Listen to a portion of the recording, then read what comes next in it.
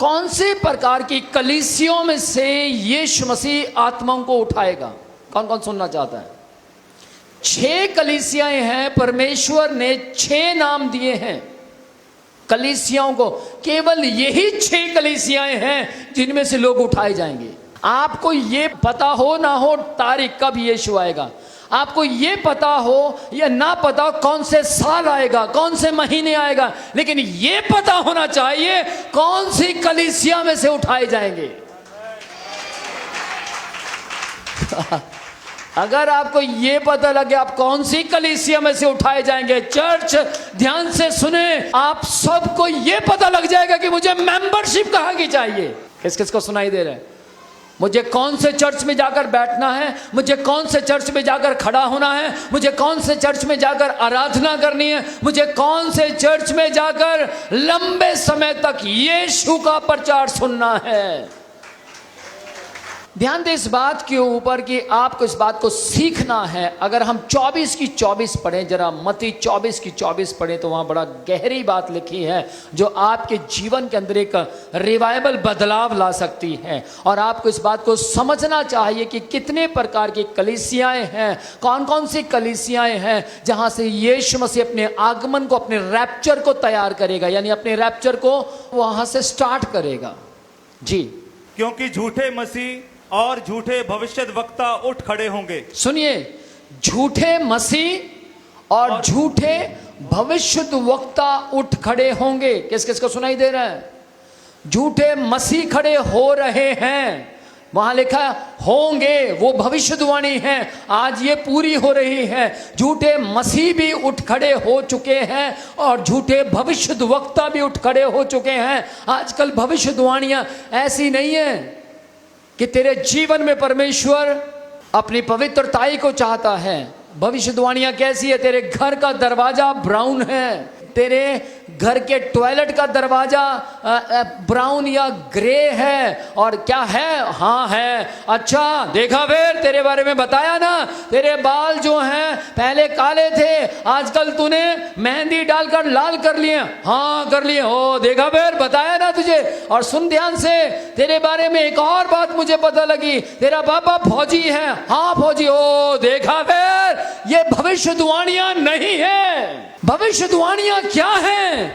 भविष्यवाणी किसी के परिवार के चीथड़े नहीं उड़ाती, भविष्यवाणियां लोगों के जीवन में रिवाइवल लेकर आती हैं।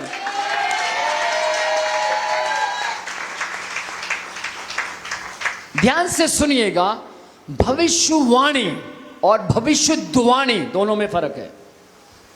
सुने, किस किस को सुनाई दे रहा है?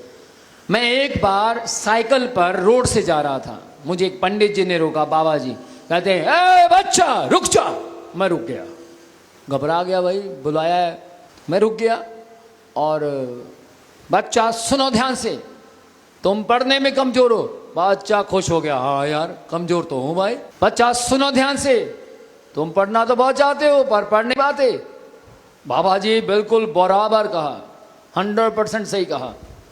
और सुनो, अगली बात मैं तुम्हें तब बताऊंगा, पहले दक्षिणा दे दो। मैंने परमेश्वर से उतनी देर में, जब वो कर रहा था उतनी देर में मैंने परमेश्वर से प्रार्थना की, परमेश्वर मेरी मदद करें, मैं भी कुछ बता सकूं बाबा जी को, क्योंकि मैं तो जीवित परमेश्वर की उपासना करता हूं। सुनाई दे रहा है? तो मैंने भविष्यवाणी तो नहीं की, लेकिन उसको कहा, बाबा जी एक बात मैं आपसे बताऊं। उसने बोला, बोलो क्या है? इसको बोलते हैं भविष्यवाणी, केवल भविष्यवाणी, भविष्यवाणी नहीं बोलते। किस किस को समझ आ रहा है?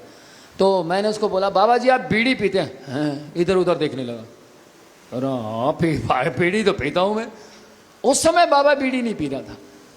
बाबा एक और बात है जो मैं आपको बताना चाहता हूं। कहता क्या? आपकी पत्नी बीमार है। भाई बाबा जी को नवंबर के महीने में पसीना आ गया। हाँ यार, बीवी तो मेरी बीमार है। तो बाबा जी आप यहां क्यों बैठे हैं, अपनी पत्नी के पास क्यों नहीं जाते? तो जब मैंने अगली बात अभी बोलने पर तो कहता, इसको भगाओ, ये मेरा धंधा बंद करवाएगा। किसको सुनाई दे रहा है? इसको दौड़ाओ यहां से। ध्यान से सुनिएगा, मैं आज आपको बोलना चाहता हूं, इसको केवल विजडम ऑफ नॉलेज बोलते हैं। किसको सुनाई दे रहा है? Wisdom of knowledge. वहां मुझे परमेश्वर ने कुछ नहीं बताया, किस किसको समझ आ रही है? सिर्फ मैंने उसके हाव भाव देखे। मैं सच बता रहा हूं, मैं इसको ये भी कह सकता था कि मुझे परमेश्वर ने बताया, लेकिन मैंने वहां परमेश्वर से प्रार्थना जरूर की कि मुझे भी थोड़ी सी नॉलेज दीजिए ना। ये विजडम ऑफ नॉलेज, उसके हाव भाव को देखा और पता लग गया मुझे कि बाबा जी सुट्टा मारते हैं, समझ पा रहे हैं, और उसके घर के हालात पता लग गए। ध्यान से सुनना, मैं इसको विजडम ऑफ नॉलेज बोलूंगा, लेकिन ध्यान दीजिएगा ये भविष्यवाणी नहीं है। भविष्यवाणी क्या है? भविष्यवाणी क्या है? अगर मैं बाबा जी को कहता है एक दिन आप यीशु के प्रचारक होंगे और वो हो जाए, इसको बोलते हैं भविष्यवाणी। किस किस को समझ आ रही है? भविष्यवाणी होती है बीती हुई बातों को बताना। भविष्यवाणी होती है फ्यूचर को बताना। समझ पा रहे हैं? जिसमें दो वाणी हो। आप में से कई लोगों ने बाइबल में पढ़ा होगा जहां लिखा है कि परमेश्वर ने मुझे एक बार कहा, मैंने 2 बार सुना। किसने पढ़ा है? लिखा है ना कि परमेश्वर ने मुझे एक बार कहा, मैंने 2 बार सुना। वो दूसरी आवाज परमेश्वर की है। और ध्यान से सुनिएगा, जब आप बोलते हैं और आपके साथ परमेश्वर बोलता है, वो फ्यूचर बताएगा, बीती हुई बातें नहीं बताएगा। बीती हुई बातें केवल दुष्ट आत्माएं बताती हैं। किस किस को सुनाई दे रहा है? बीती हुई बातें केवल दुष्ट आत्माएं बताती हैं या फिर विजडम ऑफ नॉलेज बताती है। लेकिन ध्यान से सुनिएगा, परमेश्वर बुद्धि पर नहीं खड़ा, परमेश्वर अपने आप में खड़ा है। परमेश्वर तलवारों से नहीं लड़ता, परमेश्वर आदमी का उपयोग कर कर अपना काम नहीं करता, परमेश्वर नरक का डरावा देकर लोगों को स्वर्ग में नहीं लेकर जाता, परमेश्वर वचन सुनाकर लोगों को बदलने की सामर्थ्य रखता है। आमीन। लोग क्या कहते हैं? नरक के बारे में बताएंगे। आपको पता है नरक में हजारों टेम्परेचर है। आप मर जाएंगे, आप गल जाएंगे, आप सड़ जाएंगे। आप सोचो, आपसे ये गर्मी सहन नहीं होती, सोचो वहां कितनी गर्मी होगी। ओ बंदा कांपने लगा, और वो कांपता कांपता डर गया नरक से, और उसके बाद वो कहता कि मैं भी यीशु को मान लेता हूं। ध्यान से सुनना, आप डराकर धमकाकर कितना किसी को मसीह में ला सकते हैं, समझ पा रहे हैं? लेकिन आप वचन सुनाए। मेरी बात ध्यान से सुनिएगा, मेरा घराना आज 85% यीशु मसीह की जय जयकार करता है, लेकिन मैंने किसी को भी नरक का डरावा नहीं दिया। केवल यीशु का वचन प्रचार किया, केवल वचन प्रचार किया और केवल वचन प्रचार किया। आज 85% से ज्यादा वो ये कहते हैं विनोद प्रोचिया का परमेश्वर जिंदा है। सुनिएगा, जो कलीसिया, पहला नंबर 1 नाम बोलने जा रहा हूं, 6 नाम। जो कलीसिया परमेश्वर के सामने दुल्हन की तरह होगी, उस जगह पर रिवाइवल आएगा। प्रकाशित हुआ कि 21 अध्याय उसकी 2 आयत में लिखा, फिर मैंने पवित्र नगर नए यरूशलेम को स्वर्ग पर से परमेश्वर के पास से उतरते देखा, और वह उस दुल्हन के समान थी जो अपने पति के लिए श्रृंगार किए हो। जो कलीसियाएं मसीह के लिए श्रृंगार करती हैं, जो कलीसियाएं अपने अंदर आत्मिकता को लाएंगी, पवित्रताई को लेकर आएंगी, वचन को लेकर आएंगे, और जिन्हें सिर्फ चर्च पसंद होगा, मॉल नहीं, जिन्हें एलांटे संडे के दिन नहीं जाना है, जिन्हें चर्च जाना है, परमेश्वर कहता है वे लोग अपने आप को मसीह के लिए संवारते हैं। कई लोग संडे के दिन क्या करते हैं? आज ना संडे जल्दी खत्म करके ना हम लोग एलांटे चले जाएंगे। कई लोग कहते हैं आज ना हम ऐसा चर्च के अंदर क्या करेंगे, बस आराधना अटेंड करेंगे, या फिर अपोस्टल जी को थोड़ा सा फेस दिखा देंगे, हम यही हैं। हेलो, हम यही हैं। और फिर जैसे अपोस्तल जी थोड़ी देर के लिए आंखें बंद करेंगे, हम गायब हो जाएंगे। ध्यान से सुनिएगा, ये श्रृंगार नहीं है, लेकिन जो कहते हैं हम पहला दिन परमेश्वर को, यानी आपको मालूम है संडे का दिन पहला दिन है, और जो लोग परमेश्वर का दिन परमेश्वर को पूरा देते हैं, आपको मालूम है बाइबल के अंदर पूरा संडे का दिन परमेश्वर का है। मालूम है किसी को? ये 2 घंटे 3 घंटे 4 घंटे जो लगा रहे हैं और जिनको परमेश्वर पूरा टाइम दे रहा है, परमेश्वर हिसाब करेगा। परमेश्वर कहेगा 6 दिन भी तूने इस्तेमाल किए, 7वें दिन के भी घंटों में से चोरी किया तूने, अरे चोर कहीं के, मैं तेरा हिसाब करूंगा। लेकिन जो चोरी नहीं करते, अरे वो इनाम पाएंगे।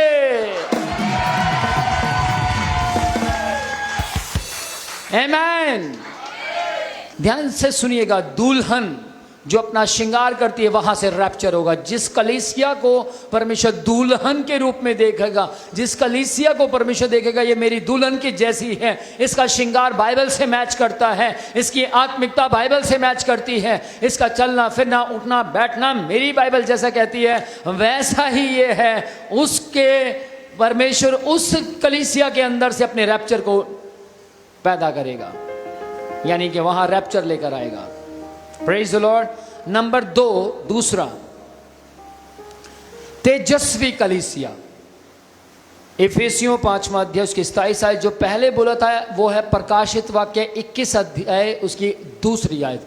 और ये दूसरा जो है तेजस्वी कलीसिया के विषय में, ये है इफिसियों 5वां अध्याय उसकी 27 आयत। यहाँ लिखा है, उसे एक ऐसी तेजस्वी कलीसिया बनाकर अपने पास खड़ी करे जिसमें ना कलंक ना झुरी ना कोई ऐसी वस्तु हो, वर्ण पवित्र और निर्दोष हो, आज्ञा का उल्लंघन करना जारी न रखें। समझ पा रहे हैं?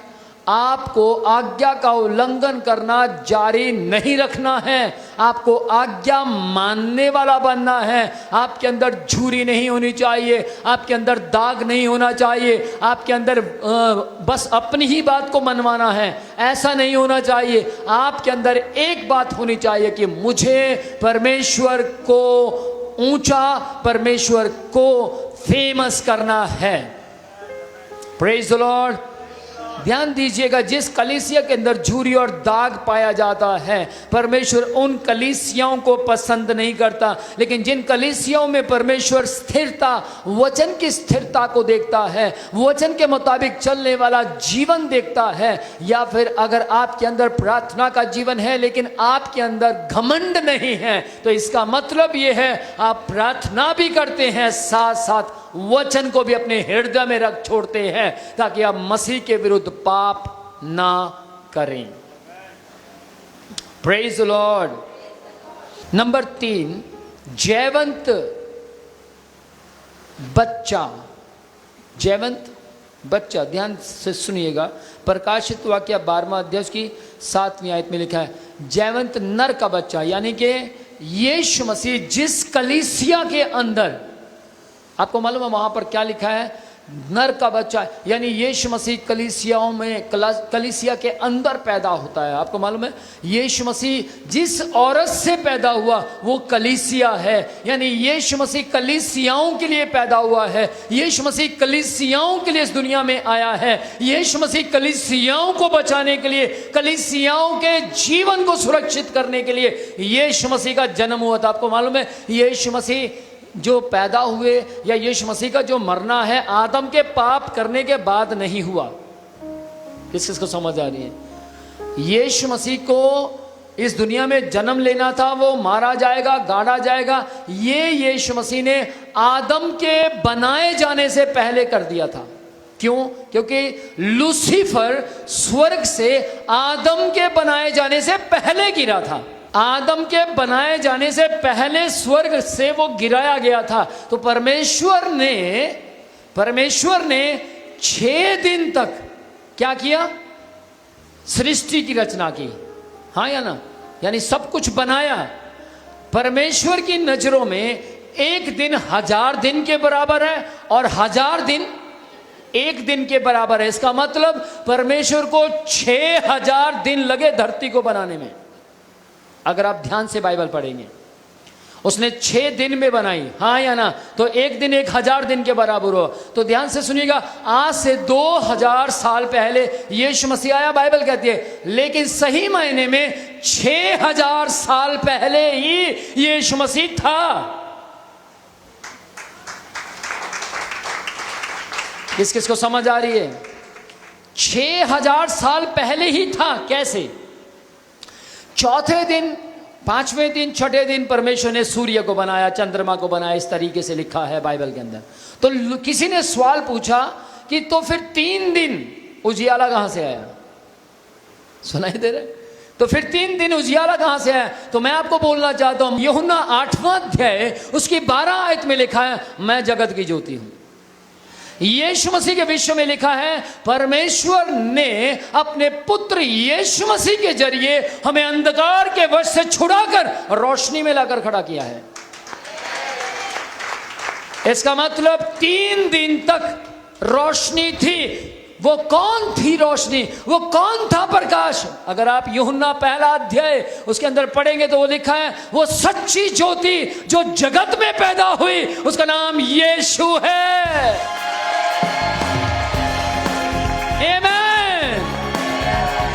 इसका मतलब 3 दिन जब सब कुछ बनाया गया, उजियाला हो और उजियाला हो गया। इसका मतलब यीशु मसीह रोशनी वहां पर दे रहे थे। वो प्रकाश थे, प्रकाश हैं, प्रकाश रहेंगे। Praise the Lord. वो बच्चा जिस कलीसिया के लिए पैदा हुआ, वो यीशु मसीह हमारे लिए पैदा हुआ, हमारे लिए इस दुनिया में आया। लेकिन ध्यान से सुनिएगा, मैं आपको बता रहा था कि यीशु मसीह स्वयं उजियाला था और वो 3 दिन तक वो खुद उजियाला देता रहा, क्योंकि वो जगत की ज्योति है। और जिसके अंदर वो आता है, इसीलिए तो उसमें प्रकाश आ जाता है।